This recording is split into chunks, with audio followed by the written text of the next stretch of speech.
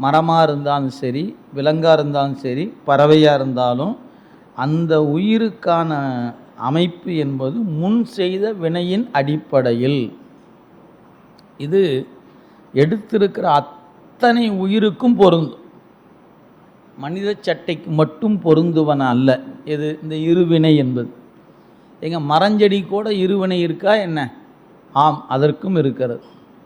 ஏன், எப்படி சொல்லலாம்? இப்போ ஒரு உதாரணத்துக்கு சொல்லணும்னா, ஒரு கோயில், அந்த கோயில் ஒரு தலவிருட்சம் அப்படின்னு ஒரு மரம் இருக்குது.